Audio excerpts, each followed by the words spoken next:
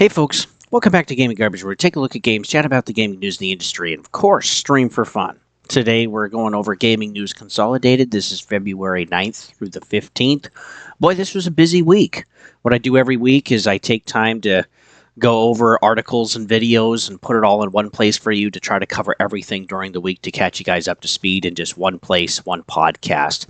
That's really the goal. So we're going to talk about PSN's outage that they had. We're going to talk about why this EA CEO thinks that Belgard failed, which is ridiculous. We're also going to talk about Kingdom Come Deliverance 2 and how that's doing. Also, we're going to talk about GameStop. We're also going to talk about the Monster Hunter Wilds beta. We're also going to talk about, not very much, just more of a about the Elden Ring Night Rain close test that I'm doing. And that'll be more of a full review later. And then also PlayStation State of Play that we had, and then how Avowed is going so far as a early access release. So thanks for tuning in. You can always follow me at Gaming Garbage 22 over at YouTube, also over at Twitch if you want to see everything first. Like, sub, all that jazz. But hey, let's go ahead and get into the news. So Meta had their earnings call, and they were down another $17 billion for 2024. And this is incredible because they keep losing money, but they keep losing money every single year, and it's more money than the previous year. So this is just becoming a black hole. In 2023, they lost $16 billion, and now they're losing $17 billion in 24. They're probably going to, again, lose more money, billions, in 2025. Like, there's just doesn't seem to be any end to this. And Zuckerberg is just running it into the ground. Not sure exactly what he hopes to achieve. And yeah, a lot of people have left his company. A lot of people that have, talked to him about being worried and stuff about where this is going, because this is just a black hole. I mean, we're roughly at 60 to 70 billion now that they've spent on the metaverse, and it's just really gone nowhere. And it started bad. It's continued to be bad. They're, for whatever reason, they're forcing their developers to actually spend time to use this for meetings. I don't know if they're still using that. Hopefully not. But it is just a black hole, and it doesn't seem to really fruition anything. And still, there's really not a lot of updates on it. It's just in their earnings report of how much they're spending, how much they're losing. And that's really it. So I'm not really understanding what's going on. And even to their MetaQuest, 3s and the 4, I'm sure that we're going to get, this year or next year. It's still too expensive, and there's not enough stuff to do with it, honestly. And then we have handhelds in the market. We have consoles in the market. We have PCs. And, that is all jiving for people's time. And there's only so much time in a day, or in a week. And when you just don't really have much to show, when you don't have much to, present, and your launches have been pretty horrible, people are going to spend their time somewhere else because it's a better bet, or it's already been a better experience. So, yeah, this honestly is just brutal. It's just brutal. They said, too, that there were some court docs that show that the Meta torrented, so they stole it, 80 terabytes of books to train their AI. Isn't that insane? So this is actually something that's going to be worked through. They're going to have to, amend for this, but of course it's going to be a slap on the wrist like it always is. But yeah, they're just stealing books right off the internet, 80 terabytes worth. And again, they just need more data to train their AI. And we're starting to see this issue with OpenAI and others as well, that is like these AI platforms, the amount of data they need to, quote, train is incredible. And there just is not enough. There just isn't enough. We thought, they thought they had tons of data available to actually be able to train AI, but that's just not the case. And yeah, it's really, really interesting. It even makes me think of like PSSR for PlayStation Pro. Is like if they were smart, and I imagine that they are, is that they would actually use player data and player gaming for their AI, their AI for PSSR, basically to learn better so that they could make PSSR 2.0. And I'm sure they're already working on 2.0. going to make it better because they're going to have to compete with DLSS. They're going to have to compete with whatever Nintendo is going to be doing with an upscaler over there that they updated a patent for. They're also going to have to compete with FSR that is also available for PlayStation and also for Xbox. So it's like everybody has upscalers now except for handhelds, as far as I know. And yeah, this is starting to become pretty competitive. And when you're barely at FSR level, which FSR 4 is going to be coming fairly soon, PSSR is going to be the worst one at that point. And that's just not good. That's just not where you want to be. Let's talk about, let's talk about the PSN outage. This was actually a really major outage. This was the entire network, not just pieces of it. The entire thing actually went down globally. So this was crazy. Again, there was a really big outage that lasted basically like 3 to 4 weeks for PSN in 2011.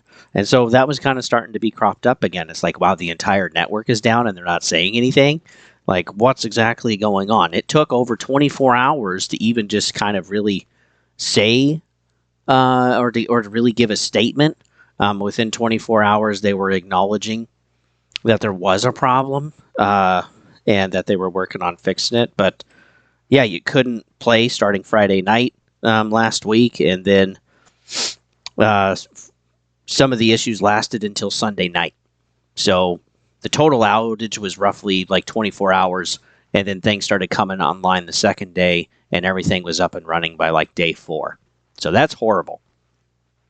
Couldn't log in for free Helldiver stuff for the anniversary, which sucked. You couldn't log in for the Monster Hunter Wilds beta, which sucked, because again, it just basically wiped out like that whole weekend for some people. And the beta is going to be extended for Monster Hunter Wilds, so make sure you're playing that this weekend if you want to try it. And it's available basically on whatever platform. I mean, it's on PlayStation, Xbox, and also PC if you want to try it. And you can just pop in and play. You don't have to any super fancy third-party logins or anything. You can just hop in and do it, which is nice. There's also a lot of physical and single-player digital games that wouldn't play on PlayStation because, again, there was no verification code to the servers. So that's an issue, too. Even with physical games, even with single-player games, it's not an end-all, be-all. Like, we've already lost physical copies and actual ownership as a gaming platform, as an entertainment base, just like we have basically with movies, which you can still go buy movies, which is nice. But like games usually always have like a verification online to the network to show that it's not pirated or up to date or cheats or whatever you're playing. But like for single player games, this doesn't even need to be a thing. And really it shouldn't be, but this is just the world that we live in. And so I am just, totally okay basically having my digital copies at this point because my physicals have to have verification anyway, which sucks. There are some older ones where I don't have to worry about that I have physical copies for, dating back to like the original Xbox. But yeah, it's ultimately a frustrating thing to understand that you just have a license, that you just have access. And while people are saying that, Game Pass is a really big push to get away from physical, which it is, I agree with that. It hasn't been the only push, and some people are treating it as such. And but it's like even Nintendo finally last year got to a point where digital sales were more than physical sales on their Switch, and that's never happened before until 2024. So everywhere else, PC can't even get physical anymore, but then you still have GOG, which only has about 102 games or 104 games right now that you can actually play completely offline. You can have all of your local boot up files and everything to start and play your game, which is nice. But yeah, like gaming is just really getting digital, and just it's all more about access than anything else. And there's maybe a few games that we really care about, but we've all been part of this too, of just making it to where it's like, we complain, but we don't change our buying behavior, and so they just keep going with it and making it worse ultimately. And then the competitors, when they see that one can get away with it, then all of them can get away with it. And yeah, it's all about the buying behavior, folks. It's the money. Follow the money or take it away. It's the only way you're going to be able to actually have a say in any business. So, like Disney, yeah, they're figuring that out right now. Sony also was, again, quiet for 24 hours, not really sharing why. They did acknowledge finally and did say that it was, quote, technical issues. But besides that, we really didn't have anything, which was crazy. And yeah, if and this sucks because there's 100, excuse me, there's 116 million currently in their ecosystem. And, that's a ton of people that weren't able to actually play anything. Like, anything. I mean, again, we're talking about physical copies, we're talking about single player games, all of this stuff, not being able to stream anything, or even just, again, having the files on your hard drive and not being able to play your game. It's crazy. It's utterly insane. And it's got to be incredibly frustrating as well. And, yeah. I mean, we will have to see. And with companies that are this big, this shouldn't be happening, ultimately. It's awful. Sony is giving 5 extra days of PlayStation Plus to players that already had it. And so, again, if you didn't have it, you're just missing out. But there was like a thing for discount if you didn't own it yet. So that was like for those that didn't have PlayStation Plus, if they wanted to get a discount, that was available. I don't know if it still is. And then, yeah, 5 extra days for PlayStation Plus, which really doesn't fix your weekend because you got to go back to work and you're not really going to be able to play much. And a lot of people, they want to play on their weekend, right? And when your network is down Friday night through Sunday night, basically, for big chunks or all chunks of the world, depending on what day it was, it sucks. And entertainment is a massive thing of what most people do now, and it's all through screens. And so, yeah, when that goes down, that's a really big deal. It's really kind of like having your internet go down. Like, the world runs off of internet and Ethernet and servers and everything else. And so, if we're having that go down, it's like life is over, right? Or if we had our communication towers or telecommunication towers go down, again, that would be another really big deal. So when you're running services like that, you kind of really need enough redundancy where you don't have to take down your entire server. Now, what I think happened is that ultimately I think they got hacked because they added 40 countries to allow PSN, which is great. So there's not 180 or whatever anymore. There's more like 133 last count that actually have access to PSN and can actually, be a part of that ecosystem. So they're opening it up more to more countries, but I wonder if they opened themselves up to a hack. Again, I have no proof of this. It's just a thought of mine. But again, it's pretty interesting to basically announce, hey, or somebody picking it up, hey, they've added 40 countries, and then, a week or two later, they have this massive issue where the entire network is down. Like it wasn't just an update bug or something, but like the entire network is down, and they're not saying why. It's just, yeah, it just kind of screams hack to me, honestly. So, yeah, ultimately, they need to keep their services running. And it seems like every so often PlayStation has this. They have a hack, they have a major bug. I remember Xbox had a major bug last year, which didn't necessarily affect Xbox, but it affected a ton of Windows stuff. So they had to cancel flights, they had to cancel trains, they had to cancel cruises. And I mean, a lot of businesses were messed up with their inventory and whatever, like couldn't do anything. It literally stopped commerce for the day. And yeah, again, it just shows how fragile our internet network system is. It's pretty wild. Take-Two is expecting to have really big end-of-year revenue for the holidays this year, and so that's really likely the GTA 6. GTA 6 launch. If that's any more confirmation, that's probably pretty much it, and is going to be when that's going to come out. So, again, we don't have an official date, at least as far as I've read, but yeah, we are going to be getting probably October. My guess is October, November, sometime in there. And you're also going to have Call of Duty in there on Game Pass. People maybe don't want to spend $70, but maybe they'll still want to play and try the game. And man, that is going to be a brutal time. We're also going to be having Mafia Old Country. We're also having Borderlands in September. And I mean, this year is going to be pretty busy for a lot of AAA space games. And Yeah, we're just going to have to see how that goes. We still also have the games you voted for, Chronos and Crimson Desert. Those are probably coming also toward the end of the year, so whenever those are showing up, I'm going to be playing those games, doing a review when I'm finished them. Or at least with Crimson Desert, played quite a few hours into it. But then, yeah, I'll do my review, and thank you, too, guys, for voting. I did want to mention, too, that GTA 6, I finally was able to read about why people think it's going to cost basically $100. And ultimately, Rockstar has confirmed why.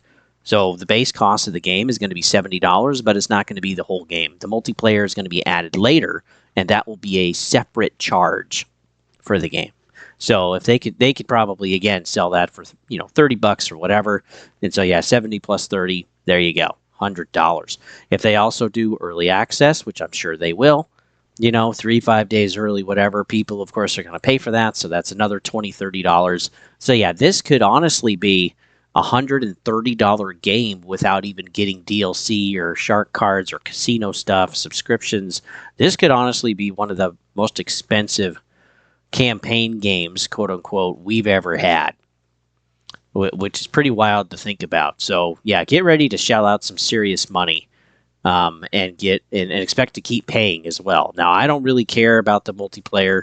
I want to play the campaign, so at some point. But again, I can wait. I don't need to pay it right away. But yeah, I'll eventually touch on that. Let's talk about Space Marine 2. They're getting actually a really big update. They're getting the Data Vault update or mode. This has a new enemy, new PvP maps, new difficulty. One of the new maps is called Tomb, which honestly looks pretty good. And then, yeah, they're also, doing balances and things like that, too. So we're getting some more content for Space Marine 2. So, yeah, you might want to actually jump into that for the millions that actually paid for it. And I'd like to get into it, too. But again, it's like I didn't think there was enough content there at launch for me to actually be excited to spend $70. So I'm waiting until it's cheaper and basically all of the content is out, and then I'll buy it and actually try it out. Again, it's another game that I can wait for. Boy, let's talk about Warner Brothers. They just seem to be on fire. So a report from Bloomberg, Wonder Woman is in really bad shape. So this was a game that was announced in 2021. Again, we're in 2025 now. Still not a single word, which is amazing. We do know that, they did have the Nemesis system and that we're actually using it like they did in Shadows of War and Shadows of Mordor for the Wonder Woman game, but it was being retooled to be a friendship mechanic. Which, fuck, why? What are they doing over there?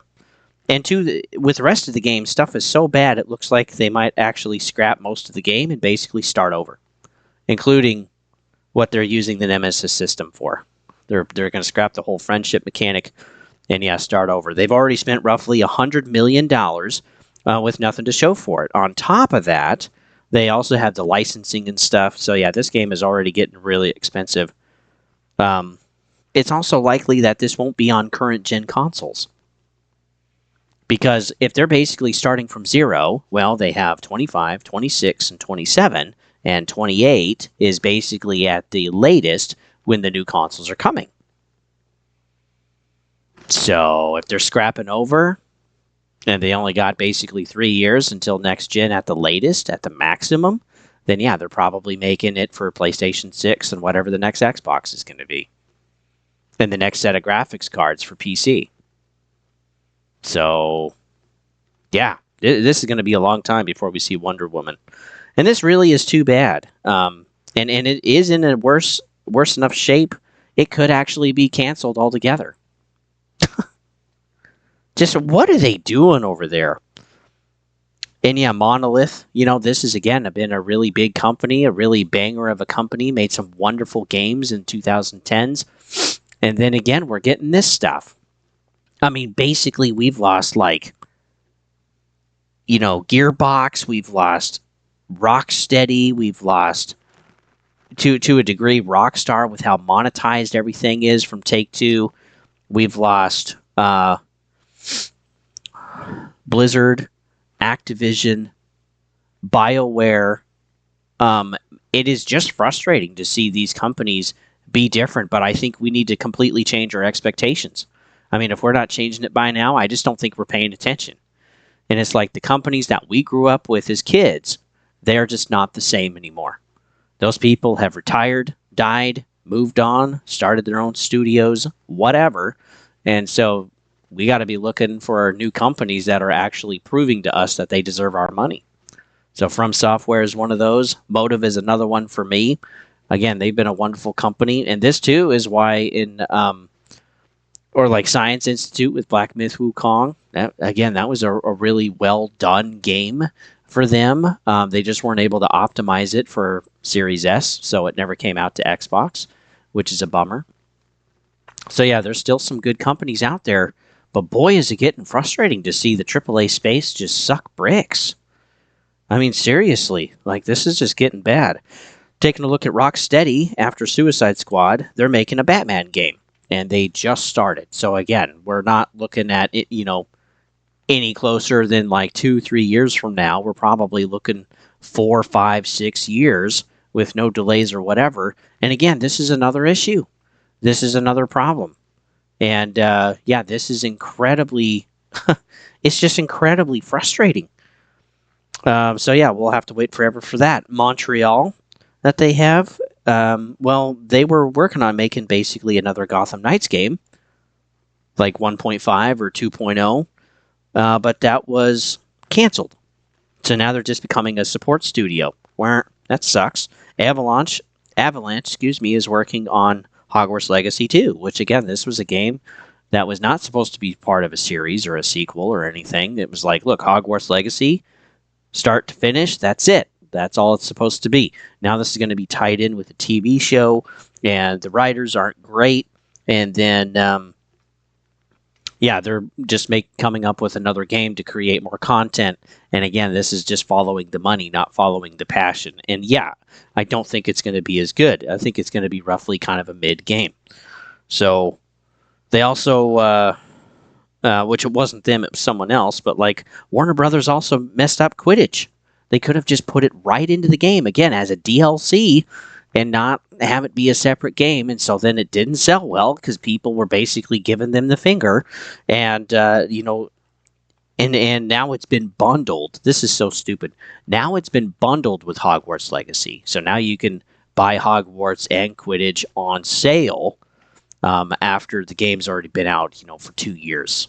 It's just like, man, frick you people. Like, you guys are so up your ass. It's unbelievable. And so, I don't have a lot of hope for Hogwarts Legacy 2 either, because again, apart from the TV show, the showrunner basically hasn't read the books. It doesn't really care to read them. So that's not good. Now, one good thing we have is that J.K. Rowling still has to be a part of every single project, and she has to approve of stuff. But then we can still get things like Fantastic Beasts. Meh. It's okay. But, don't hold your breath, folks. I'm serious. It's okay to be depressed. I'm right there with you. So, again, this is just all following money, following what's big, what they have available to use. But, like, Warner Brothers already screwed Suicide Squad. They already screwed Multiverse twice. They screwed that twice. And then they've also damaged their brand and their studios. Good gall. You got Monolith and freaking Avalanche and Rocksteady, like they're all damaged. And then Montreal, they're damaged too. Like they don't have really a single one that's actually in good shape. It's just brutal. It's just brutal what's going on. So, don't expect any miracles out of Warner Brothers for the next 5 years. I think it's just going to be a poop bag on fire. It's horrible. Looking at EA's CEO, he actually had a suggestion as to why Vanguard failed, which is crazy. Like, you won't believe this. It didn't sell well because it wasn't a live service. I wish I was kidding. Now, during the development of this game, it was then called Dreadwolf, and it was originally supposed to be a live service, but it's like, live service is failing. We'll give it a different name. We'll take out a lot of these elements. But again, the foundational gameplay and game mechanics were still in there for a live service, and so it feels off. Also, the game design, or the art direction too, also with the game, is kind of more like quote kid friendly. It's brighter, it's merrier. Okay, it's less gritty, and you're popping red pimples instead of purple ones, like in Suicide Squad. So, freaking congratulations. Like, what the heck are you people doing over there? And again, these examples that I've just read off in the last few minutes, this is where, like, again, leadership and publishers just need to get the frick out of the way. And people that are at the bottom need to be able to have a say, and also to feel comfortable with having a say that's against the leads and the directors and the CEOs. Because the CEOs are just shoving this stuff right into the dirt. And they're going broke. They're not just not making money, they are starting to go broke.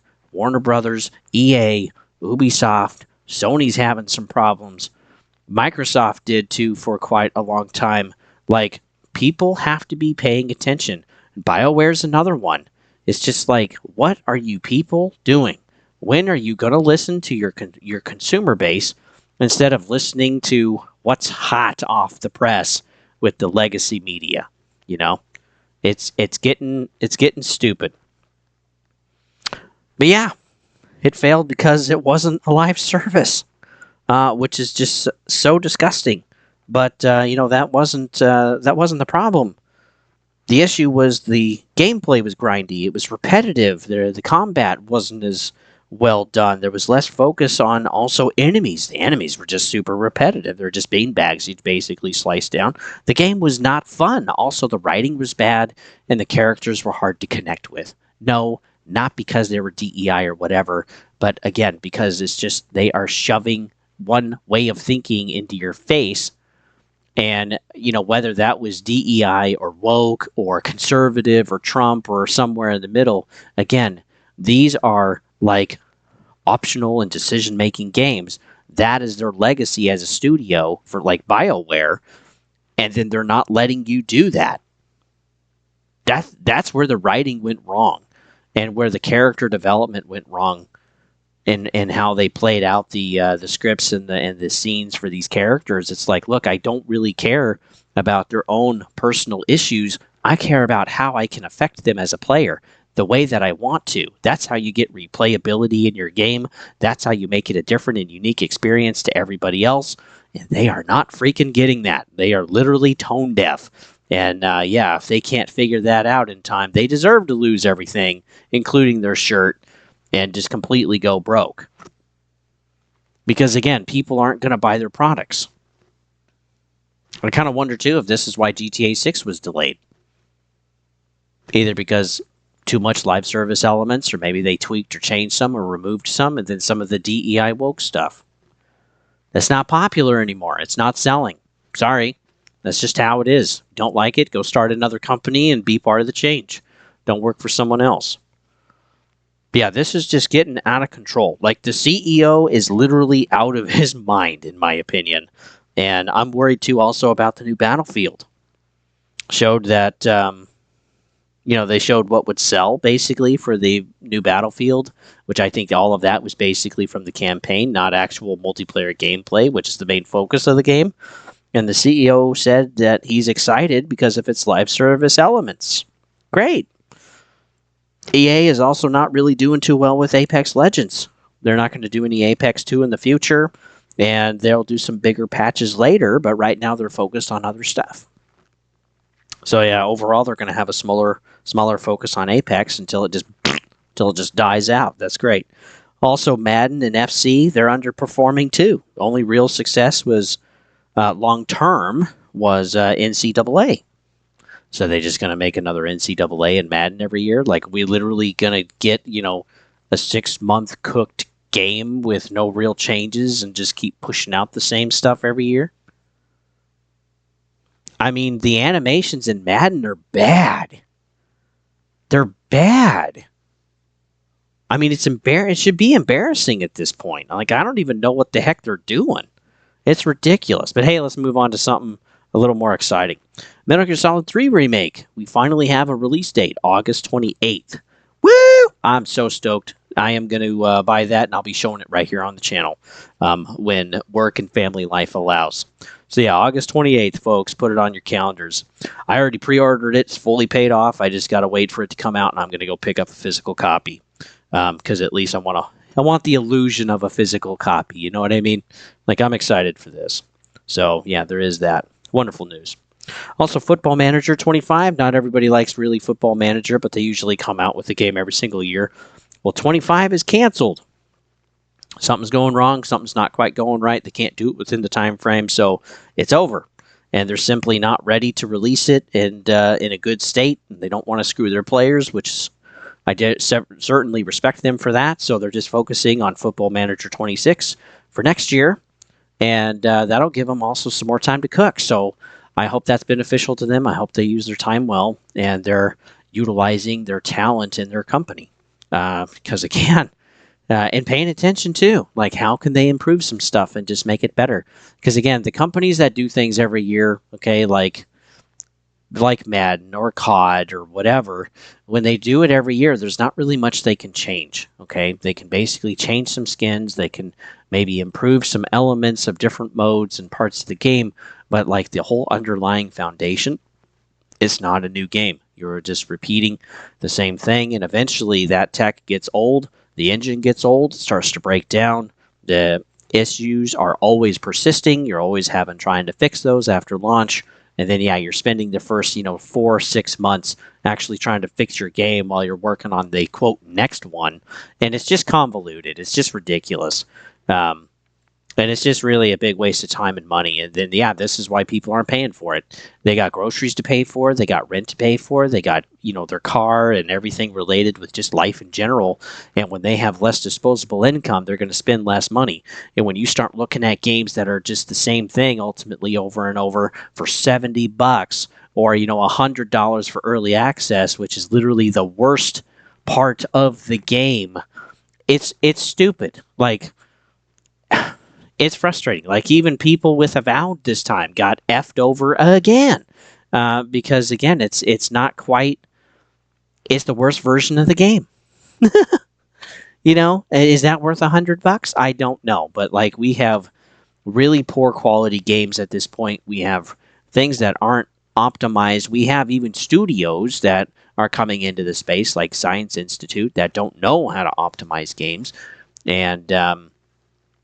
yeah, I really think there needs to be some growing pains, unfortunately, because, boy, if we don't have them now, the growing pains are going to be a heck of a lot worse for longer as companies basically start to figure stuff out and get things going. But especially these AAAs, too. I mean, it's just shocking. Let's talk about Civilization 7. This is another one that's just in the toilet. With the launch, they basically had their UI being really bad and frustrating on PC. Steam Charts DB show that it has a 52 score, and this is with 16,000 reviews so far. Peak players are 70,000 on the charts, and players are basically frustrated with bugs, glitches, and UI issues, like having to work on doing something in the UI and building stuff or putting in new units or whatever, and then the game glitching and backing you all out of the menus, so then you have to completely start over and go through everything again just to place one more, and then it'll back you back out. And that just takes longer. And like when you just have little teeny glitches like that and a bunch of them, it just grinds and wears you down, and that's why it's 52% right now. So yeah, they got some work to do. They also force change the armies in the game. So you can technically keep your leader, like George Washington, for example, but then they're forcing you to change the armies. So you can go from colonial to like Japanese to Egyptian, and it's just kind of weird. It just kind of breaks the immersion. If people want to be able to switch, kind of partway through, that's fine. Provide that option. But again, people do not want to be playing games where they're forced. They want to play the game the way they want to play it, and again, that is the lesson they need to learn from Veilguard, and other studios with some of their other games too. It's like, let me play the game I expect. That's what's going to sell. So yeah, this is kind of a mess. Players also paid, when this data came out, players also paid early access, which is basically $90, $100 for the game. And it's not even ready to launch. Again, we got another one that's not even ready. And no wonder I'm seeing discounts on Civilization 7 already. Like, this game literally just came out, and it's already got discounts on it. They're already pushing it on the Xbox store. I'm also seeing it on the Steam stores like Civ 7. And I'm even seeing it on like YouTube videos and gaming videos. And they've just been pushing it. So it's like, look, fix your game, then you wouldn't have to push it so hard. I mean, what a bunch of retards. Seriously. And again, I really think this comes down to the publishers a lot of the time because they're setting the boundary, they're setting what's basically going into the game or what's happening, and then they just anyway. Gaming garbage was never such an awesome phrase for this for this gaming news this week. It's just frustrating to see this mess. All right, let's talk about YouTube. So they're actually pushing for more ads and cracking down on blockers. And we're actually starting to see this in their data.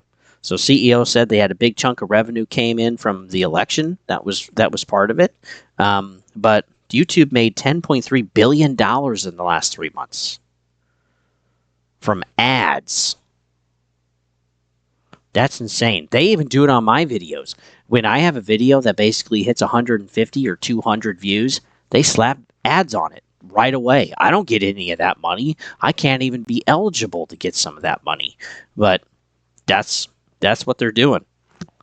But yeah, 10.3 billion. So yeah, of course the election had some, say in that, but they've also been pushing more ads more often, and then also fighting blockers for the last year pretty heavily. And yeah, 10.3 billion in 3 months. That is pretty flippin' incredible. Let's talk about Kingdom Come Deliverance 2. And yeah, it's doing great. We found out on day 1 of launch, it sold 1 million units. So it's doing great. Last I saw on Steam Charts DB, 89.7% for a score. Peak players are 256,000 players. 24 hours was basically 200,000.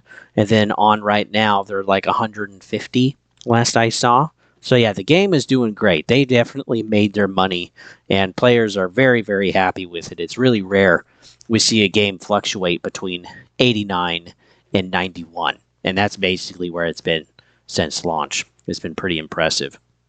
And 2, if you're thinking about getting Kingdom Come Deliverance 2, it truly is a sim game. Like, wash your hands to get the blood off, that kind of thing. Okay? Like, you're going to be smithing and pushing buttons and actions to actually smith your blade. Okay, so yeah, that's not for everybody. I just want to make that clear. But if it is something you would be interested in, this is exactly probably the type of sim you're looking for. I'm excited to get my hands on it, but it's definitely a time sink, and I don't have a ton of time to spend in just one particular game. So, but yeah, this is pretty wild. Yeah, it's doing wonderful. So yeah, they made their money. I got no doubt in my mind. Let's talk about GameStop. They're still closing their stores. And, they've been closing their stores for quite a while, but January 2025, according to a report, it was their biggest month ever. They closed 401 stores in January. Now, some of these, I think, aren't actual store closures just yet. I think they're announcements. So that wasn't exactly clear in the report, but yeah, I think they're announcements because checking some of these locations, they're still open. But again, these are like all over the country. The biggest places that were hit were Ohio, Florida, New York State, California, and Texas. They have tons. Each state has over a dozen there. California, I think, almost has 2 dozen. But again, they got a lot of people. But yeah, there's a lot of closures. And so they are rumored to close roughly 2,000 stores in 2025 if things really don't pick up, because they're already closing, announcements of 401 starting in January. And most of these stores will close within the next 3 months, which will be pretty brutal. And 400 stores, that's roughly 10% of their global stores already. So they have closed a ton of stores. Because when I was working there roughly 10 years ago, they had over 10,000 stores. And now they just barely have, well, not after this, but yeah, after this, they'll have just under 400. They have about 3,700 stores by the time all of these announcements close, which is wild. So yeah, they're really having some financial issues. Let's look at their financials, by the way. It's a sea of red. So their net margin, basically, how much they're able to keep after expenses and taxes and everything, is mostly negative since 2019. 2023 saw a little bit of profit. 24 is barely going to see profit, I think. I mean, we're talking like hundredths of a percent. Really, really small. GameStop also used to have 10 categories for their business. Now they have 3 since 2018. So they've been consolidating basically since then. And then there's also software sales that are down pretty much every single year since they've been recording it. In 2019, they made $3 billion in software sales. Now they're making $1.5 billion. So yeah, effectively in 5 years, it's been cut in half. Like COVID was not kind to them. Plus, too, we've just had this big push of digitization more than anything. Also, partly too because of COVID and supply chain issues. And so here we are. Their price target a year from now is $10. That is a 61.5% decrease from where it is right now. I have never seen that for a company. Ever. That's crazy. But yeah, ultimately, the lack of physical copies is killing their business. Plus their policies, too. People and customers really feel like they're getting screwed. They're not really getting as much value anymore out of their membership or whatever. But once they're gone as a company, there will be no more retailers to really push and drive physical sales. I'm serious. As much as I agree with a lot of the issues that people have with GameStop, having also worked there myself for 3 years, at least in a couple of their stores, it is very frustrating. I agree. It's very, very frustrating. Yeah, but I don't think there's anything they can do to actually save their business. And when they're gone, there absolutely are no more midnight releases. That's over with. The last one I actually remember was Breath of the Wild. Which, yeah, there actually was a midnight release for that. But yeah, again, people don't pre-order their game. People don't pre-order through GameStop. GameStop is a relic at this point. And yeah, when it completely disappears, we'll just have the little teeny stores. But again, there won't be any incentive from publishers or game manufacturers to actually sell blocks of new games to distributors. Because again, Best Buy is pulling out with their physical media. Walmart is also pulling out with some of their physical media too. They don't even have Xbox games anymore. And then, more and more stores will continue to do this. And then, eventually GameStop will be gone. And all we will have left are the old relics of physical games for a few game stores. But as new games aren't made and created, eventually they're going to run out of stuff too. So even just the game store I love visiting in Newport every so often, or some of the others in some towns around here, they're eventually all going to disappear within my lifetime. I truly believe that. And it's sad. Again, ownership of stuff. Eventually you're not even going to, you already don't own your house, because you're renting it, and you don't own your car because it's leased, and you don't own any of your movies because you got all your subscription services, and it sucks. It sucks. Folks, take some time to live in the real world someday. Really. And what I mean by that is go to the parks. Go on hikes. Go see museums. Go see, touch, feel, and smell real stuff. Because it can spark something in you. It can give you a drive. That's my advice for today. Yeah, GameStop, man, they're in trouble. Seriously in trouble. It's brutal. Let's talk about the Monster Hunter Wilds beta. So far, been able to play roughly, a couple of hours, but there's some things that are actually pretty clear about the game.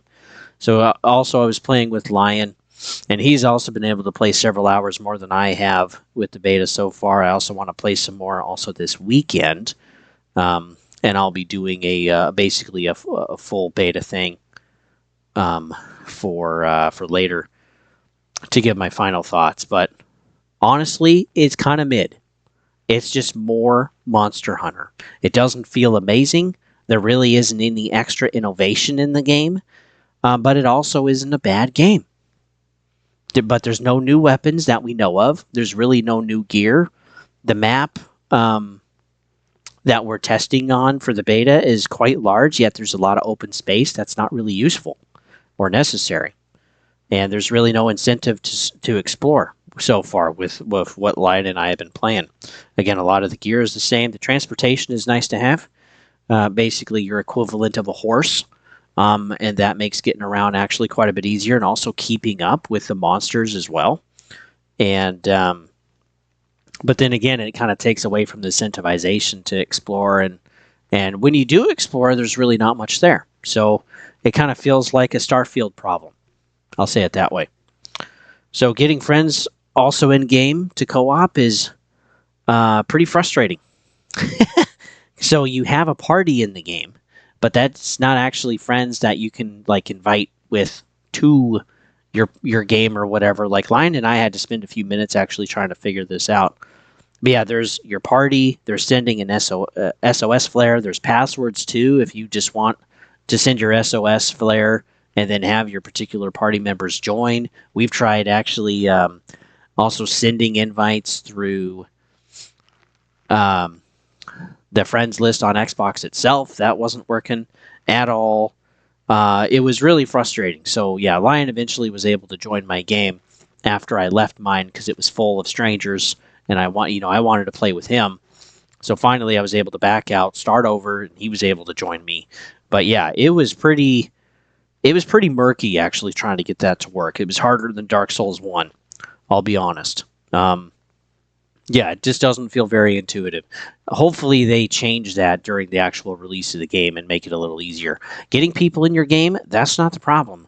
Actually trying to get the people you want in your game, that's where the struggle is. I'd also say, too, the monsters are kind of more annoying than fun, at least the ones that we fought. It is a grind fest, absolutely working through some of these monsters.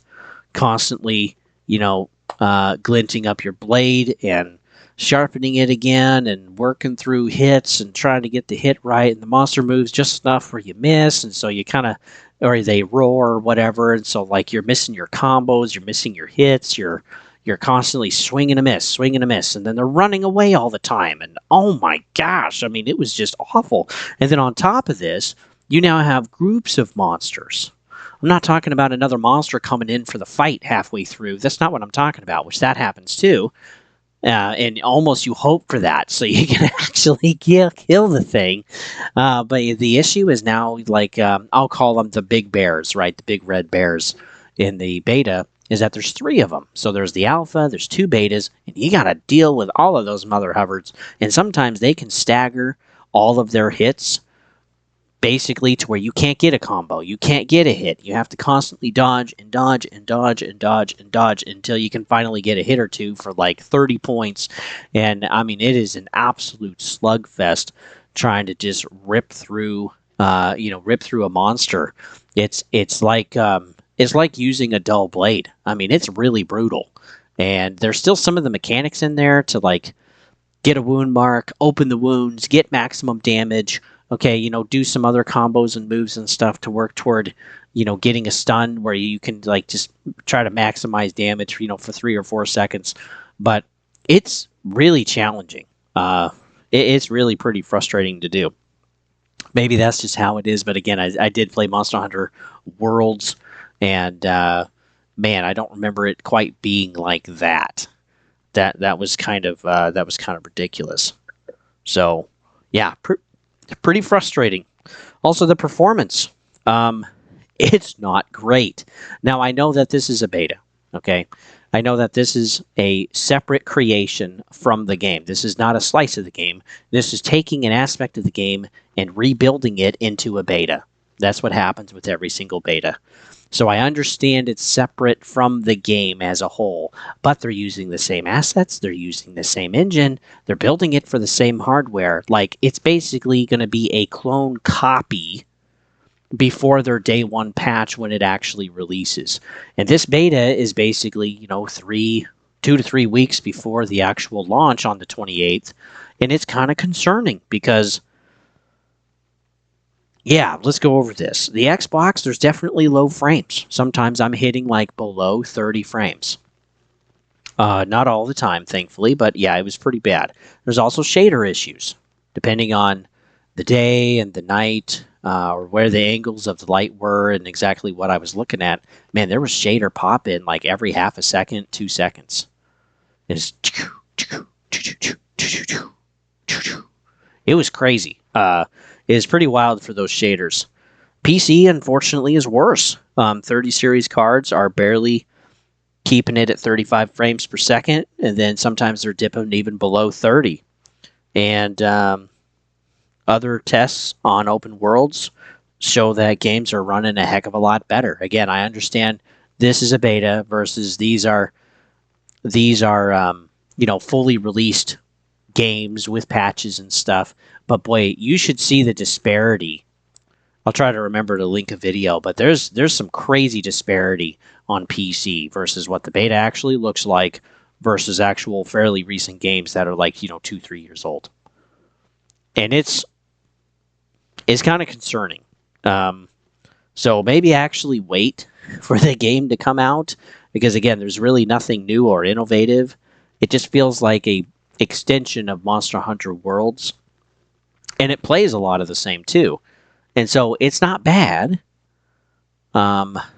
except for the performance issues. Hopefully those are resolved. But it's just more Monster Hunter. Like, seriously. Again, it's still fun. It's still fun to play with friends. There's still some great aspects and things about the game.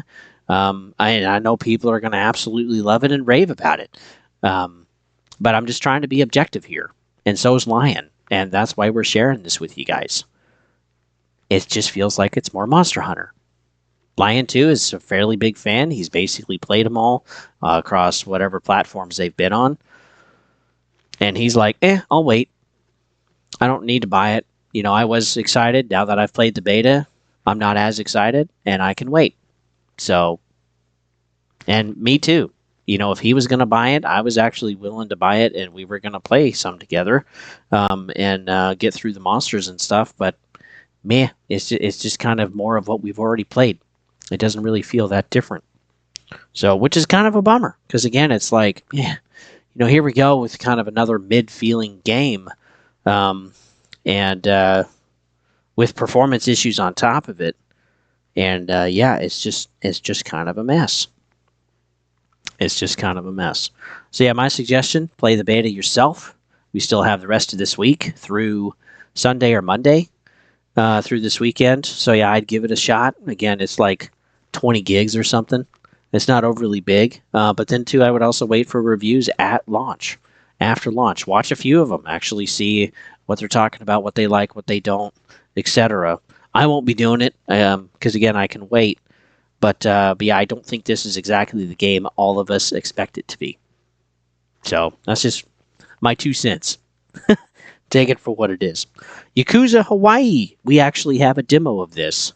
Let me start this over. So yeah, Yakuza Hawaii. We actually have a demo of this. So actually check it out. If I have time, probably won't, knock on wood. I'll actually check it out, but you'll get a taste for some of the combat, of course, and some of the different styles in the game. And then, which is very Yakuza-y type of combat if you've played them before. And then also we have the pirate ship arena that you'll also be able to play and test out. So that's actually pretty cool. Just wanted to throw that in there. The founder of Hazelight, they make It Takes Two and A Way Out. Well, they're also making Split Fiction, which my wife and I honestly are very excited for. We're going to be playing that in March. The founder has said that Hazelight will never make a live service game. Period. So that is wonderful. He honestly hates them. He doesn't think that they provide good quality for a game or anything, and that's great. Because live service really does have its place, but it shouldn't be every single mother hubbing game that has live service in it and loot boxes and microtransactions and skins galore. And we did a licensing deal with Terminator or the Predator or something, or Rambo, and we're going to have more skins for you to play. We actually want a game to play. Okay? We don't want a game to shop in. I do not want a digital shopping experience. So, and it's part of the reason why I won't play really any of the 5v5 or like focused multiplayer type of games. Because again, the focus is so heavy on live service. That's just what they provide you, and they just keep providing you that instead of actually fixing their game and doing what players want to do. Because again, they're getting enough money; they don't have to change anything. So again, money speaks, folks. Withhold your money. But yeah, I think it's wonderful. Hazelight, as long as he's alive, as long as he's the founder and a part of the company, they are never going to be making a live service game. So, and that's great. And he's not too old, so he's got plenty of life left. And yeah, I'm excited for Split Fiction. It looks wonderful for a co-op game. Let's talk about PlayStation State of Play. This really wasn't too long ago. This was basically 45 minutes, and we got some games. But I have some concerns too. So let's get into the games first. So we got to see, of course, Monster Hunter Wilds. There's a big thing on that, basically showing what the kind of like content roadmap is, which was okay. It was kind of weird because most of us that are excited for Monster Hunter Wilds have probably looked it up already. And then there was the Shinobi side scroller type of game, which looked pretty fun. A lot of people were excited for that. Tales of Annihilation, which is like Dark Souls type of game, and then also Lost Souls Aside, which looked more kind of like a Final Fantasy art style with Black Myth Wukong, like boss runner type of game. We won't know until we actually get content or more gameplay, but like that game did look pretty freaking awesome. And then Tales of Annihilation looked pretty good too. There's also a lot of Japanese stuff in here, which was great. But Onimusha 2 Remaster, we also got to see that, and I talked about this last week during I'm drawing a blank. Capcom's Spotlight Showcase. They also had this in here, Onimusha 2 Remaster, and then Onimusha Way of the Sword. That'll be coming in 2026. We also got to see Mind's Eye and third-person shooter with open world elements to it or areas to it, which honestly was pretty interesting. And yeah, there's like advanced technology. So we're not quite to the level of like Cyberpunk yet, but this was like third-person shooter over the shoulder with like GTA style driving in it, or like Forza style driving in it, which looked pretty interesting actually. So I think it will be compartmentalized. It doesn't have a feel from what I saw of a like GTA open world or like Forza open world, right? I think it'll be more compartmentalized than that, and not just true open world, run wherever you want. So we'll have to see. But yeah, that game actually caught my eye. Wink, wink. We also got to see Metal Gear Solid Delta, of course, which was August 28th. We also got to see the Days Gone remaster, which did look a little better maybe, but not really that much. Again, this is a game that's roughly, I think, about 10 years old now from PlayStation 4, but it's like, yeah, we're remastering another PlayStation 4 game that most of us didn't ask for. Not that you can't be excited for it. That's not what I'm talking about. But it's like, I think there's definitely some other games that we would like to see that are older or that haven't really had any updates at all for some time that would be better to actually do. And they definitely would get more sales from those games. Because again, I think Days Gone Remastered, I don't think it's going to really give them a lot of extra money.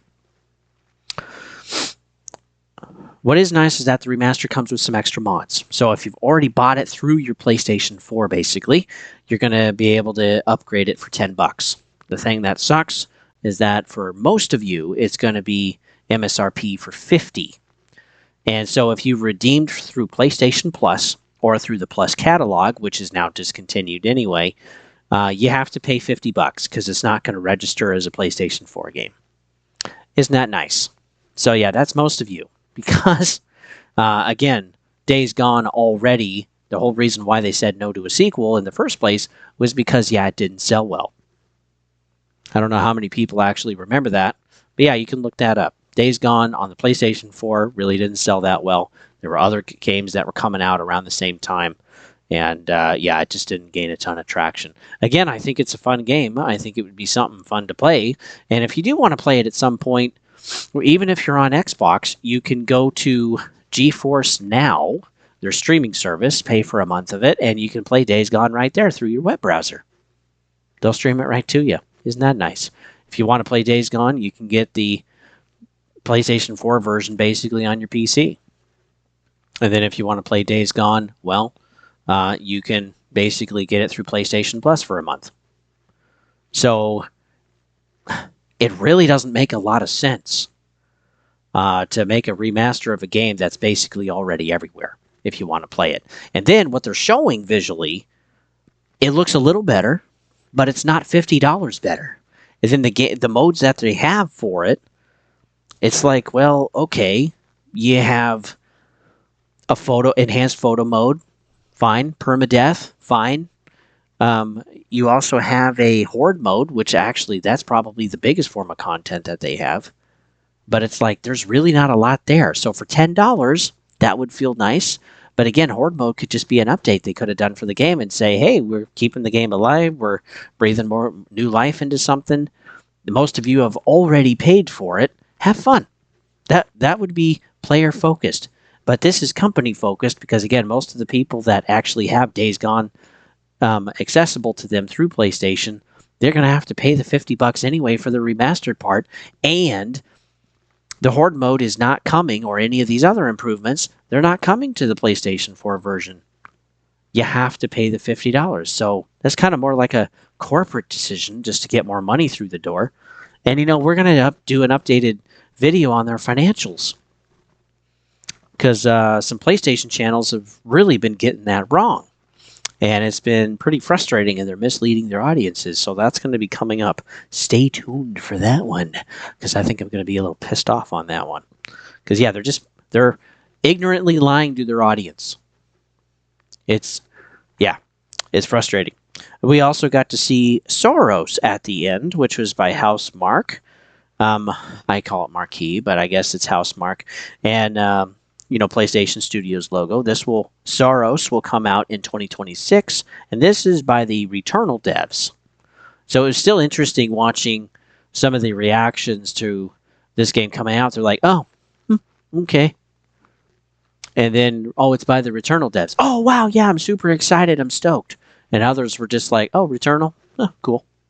So, again, it's like, I don't know if this game is actually going to sell very well, because, again, looking at PlayStation data, if you're interested, by the way, you can take a look at PlayStation State of Gaming that I did. It's an hour and 20 minutes. I know it's long, but it is packed full of information on actually where the state of the company is right now, at least from a gaming aspect.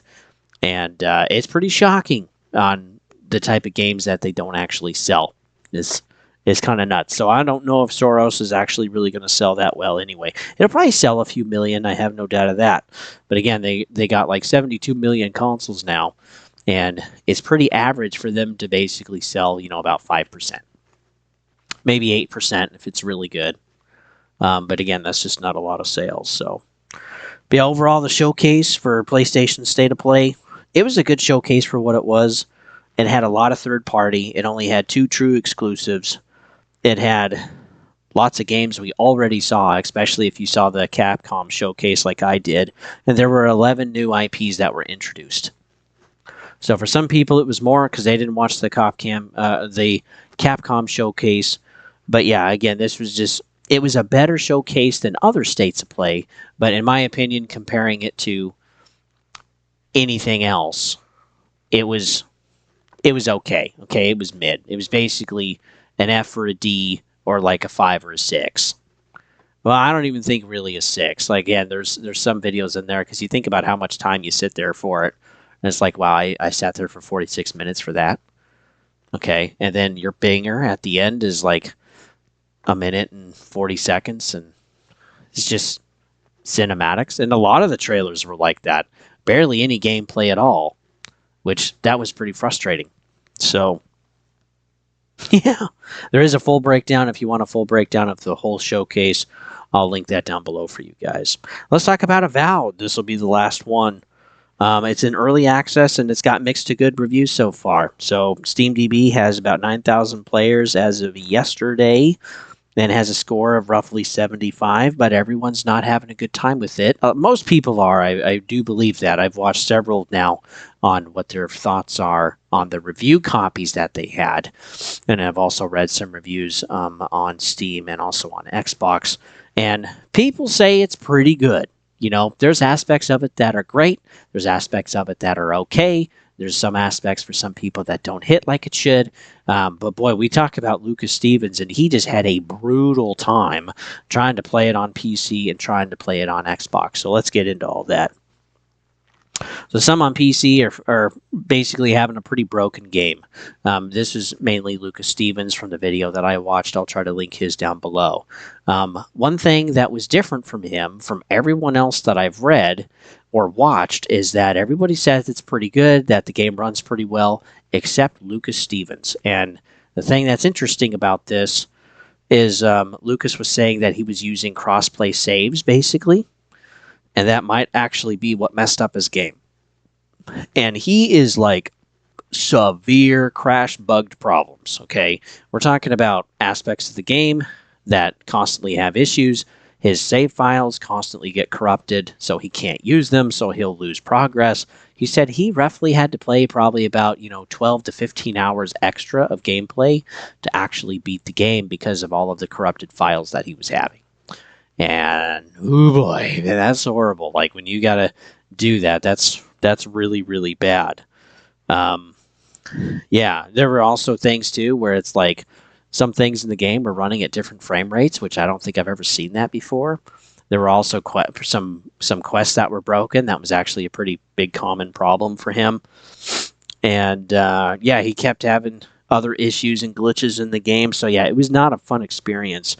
And it was better on Xbox, but again, it still wasn't perfect. There were still corrupt files issues for him. It was a mess. MrMattyPlays had a better experience, a much better experience. Ran smoothly, a few glitches, but nothing crazy for him. Again, he just played it on one console.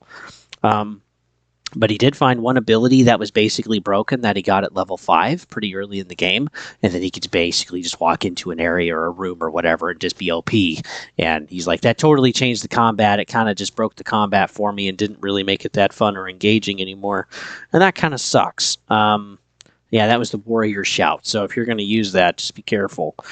And then he said, too, he had some time being a good player, a righteous, a virtuous player, a character in the game, and like he was heavily rewarded for it, had a wonderful experience, all of the interactions with the world and stuff. But then when he was trying to be evil in the game, he didn't really notice within roughly the first 10 hours. But when he got further in, he noticed that the game wants you to be good.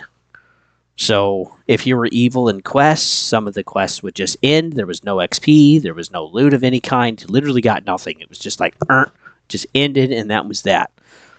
If you were evil to allies, almost always they would forgive you, and you could, and even to the point where they would just gaslight themselves, he was saying, into just, prospectively thinking of a way of why it would be okay for you to do what you did to them, which again was just pretty crazy. Like he said, he just completely burned down like one of his allies' houses or huts or whatever, and they're like, "Yeah, I guess you had to do that.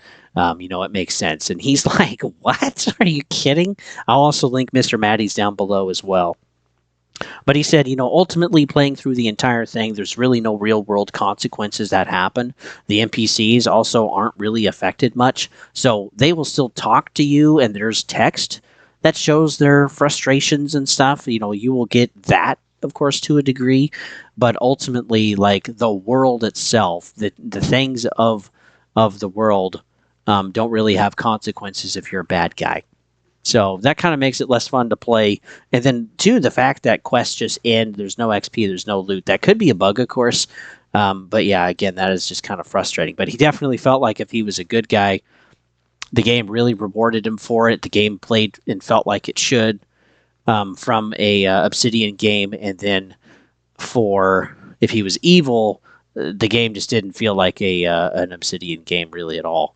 For the writing and the choices and how the game would react and stuff like that. So that was kind of a bummer. Also said, too, that in some quests, the game will force you into a certain storyline. So that's kind of frustrating. He did say, no, it's basically nowhere near like Veilguard, but there are still some of those issues where you're basically forced or practically forced to do a certain thing, and you can't really get out of it, so you just have to run with it, and, well, that's that. The game basically decides for you in some cases. And two, this also happens more often as you get further into the game.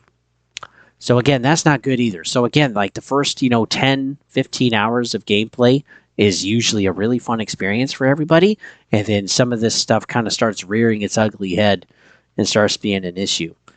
Something that is really good is that people seem to really enjoy the combat to the point where you can like mix and match different stuff on a fly and change out your loadouts and your weapons or your wands or books or whatever. And so you can swap between spells and incantations and sword play and spears, and like you can really wide range your combat of what you actually want to do. And two, if you want to change it all, you can completely just start back over, respec everything. The game doesn't screw you over for it, which that's actually really nice. So, yeah, so there's definitely some really cool aspects to the game overall, but yeah, it's not like the 10 out of 10 we were hoping for, it sounds like. Or even a 9 out of 10. Maybe this is more like a 7 or an 8 overall when it works. Again, I hope Lukas Stevens has a better thing than everybody else. But everyone else I've been reading and seeing so far, they're having usually a pretty good experience with some bugs and glitches, but nothing that's actually like game breaking. So yeah, that's what we've been seeing. Again, Lukas Stevens video, MrMattyPlays video, and I'll also do another one that I saved. I can't remember his name off the top of my head, but I will link his down below as well, so that again you can kind of get a full view of what people think of Avowed. So with that, folks, thanks for tuning in. You can always like and sub, all that jazz. Of course, I always appreciate that because I really do this for you guys. And yeah, this is just taking time every week to consolidate the news for you in just one place. So sometimes these run over an hour, and I apologize for that.